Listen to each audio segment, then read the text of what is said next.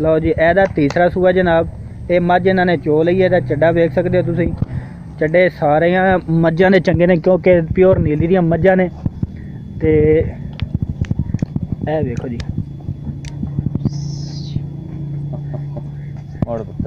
खान वेख सकते हो तुसीं जनाब। पिछू चड्डा भी है, मूत्र तक तोड़ वेख सकते हो तुसीं। और माल इन्हां दा सारा जिहड़ा ओह गारंटी शुदा माल हुंदा, कोई परेशानी नहीं इस दे विच। ते किन्ना दुध दे रही है? 10 किलो सही है। अगे सुक्की तूड़ी पई दी दोस्तों। इन्हू अगर तुसीं इहो जिहे जानवर नूं वंडा वगैरह खवाओगे, इन्हां दी देखभाल करोगे तो फिर यही मझां जिहड़ियां ने नीली दियां ये 10-10 किलो दुध देण। क्योंकि इस इलाके दे विच वंडा नहीं खवांदे, सिर्फ ए वेख सकदे हो तुसीं चारा जिहा सुक्की तूड़ी है ते उस तो इलावा खल वगैरह खवाओ। यानी जितनी देखभाल तुसीं इहो जिहे जानवर दी करोगे उतना ही ये दुध जिहड़ा ना मझां देणगियां।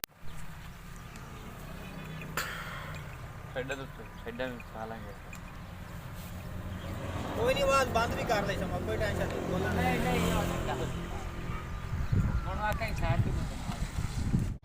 अस्सलाम वालेकुम दोस्तों। अज मैं आया कुरबान भाई कोल ते इन्हां कोल माशाअल्लाह बड़ियां सोहणियां झोटियां ने प्योर नीली दियां।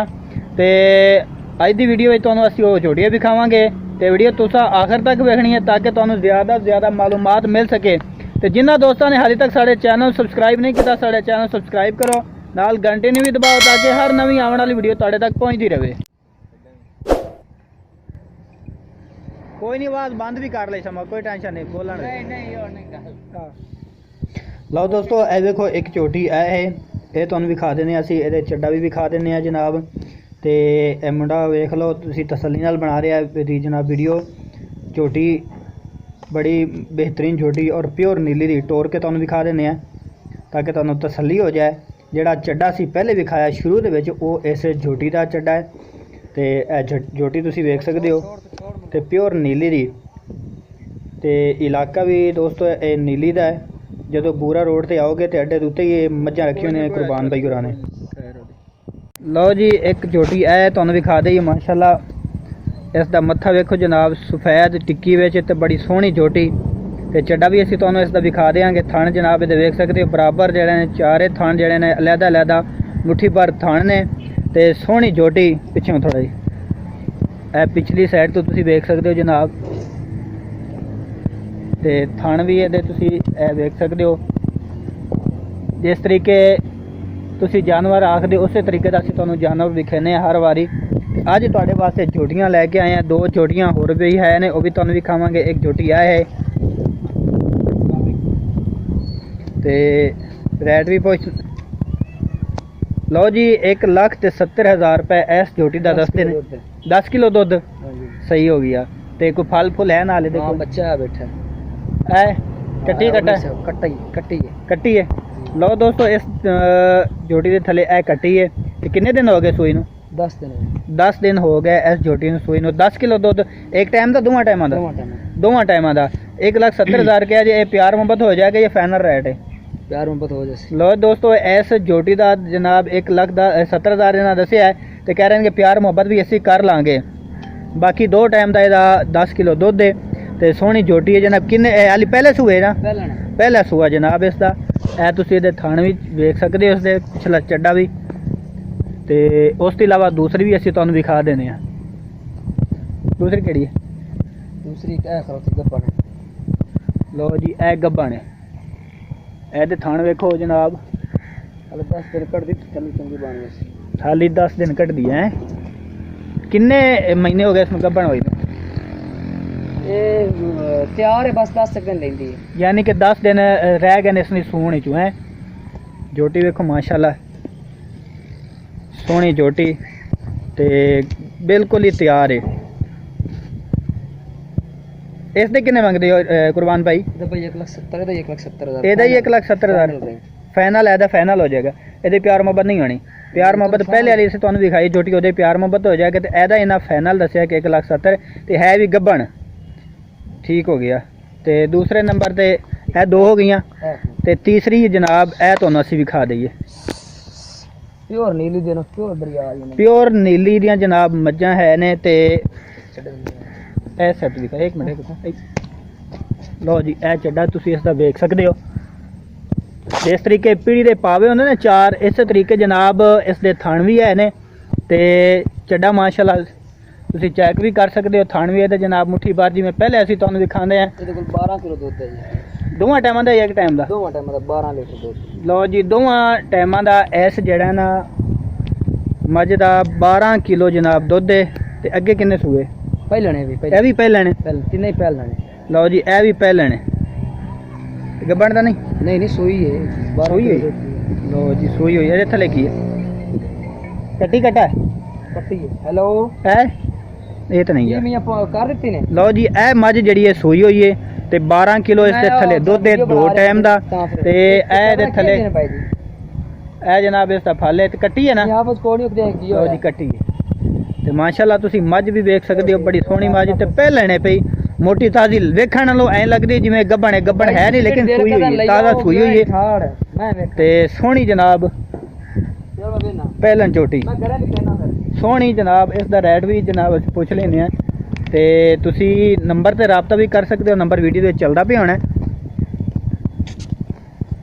ਕੁਰਬਾਨ ਬਾਈ ਦੇ ਕੋਲ ਅੱਜ ਅਸੀਂ ਆਏ ਤੇ ਇਹਨਾਂ ਦੇ ਤੁਸੀਂ ਜਨਾਬ ਜਾਨਵਰ ਵੇਖ ਰਹੇ ਹੋ। ਕੋਸ਼ਿਸ਼ ਇਹੀ ਹੁੰਦੀ ਤੁਹਾਨੂੰ ਚੰਗੇ ਤੋਂ ਚੰਗਾ ਅਸੀਂ ਜਾਨਵਰ ਵਿਖਾਈਏ ਤੇ ਅੱਗੇ ਵੀ ਹੈ ਨੇ 2 ਤੇ ਇਹ ਵੀ ਸੇਲ ਕਰਨੀਆਂ ਤੁਸੀਂ?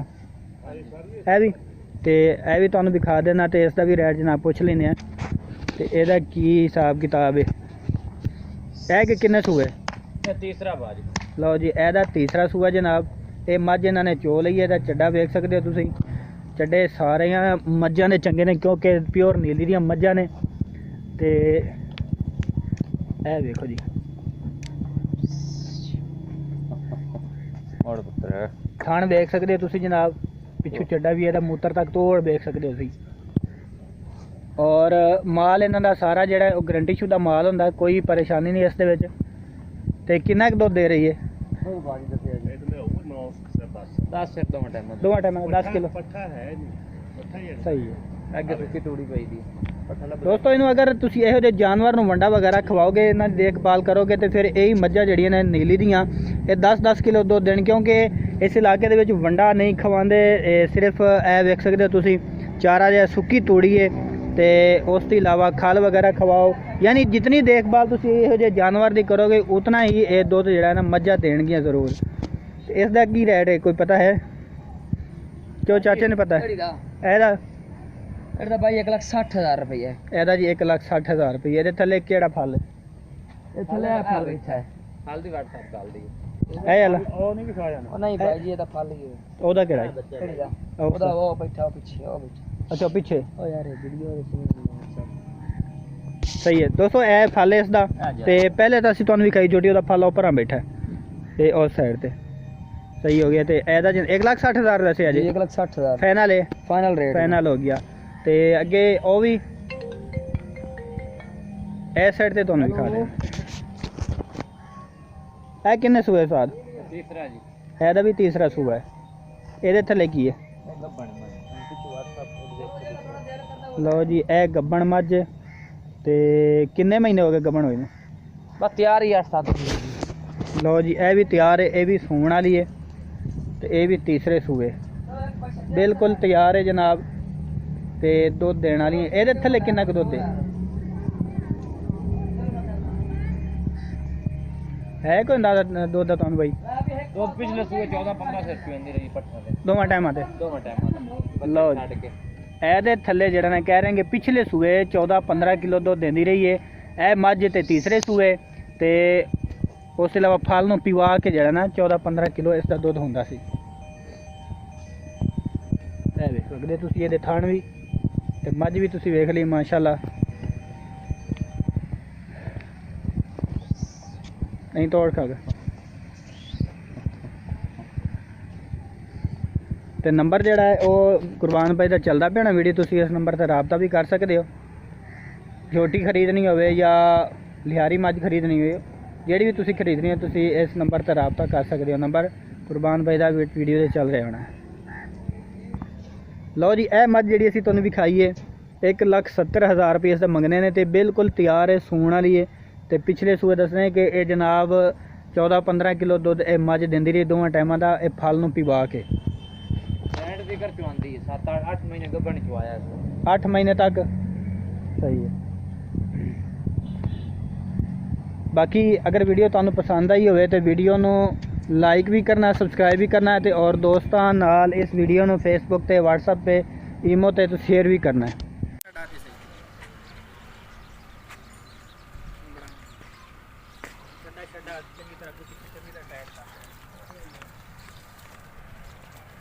रोक मैं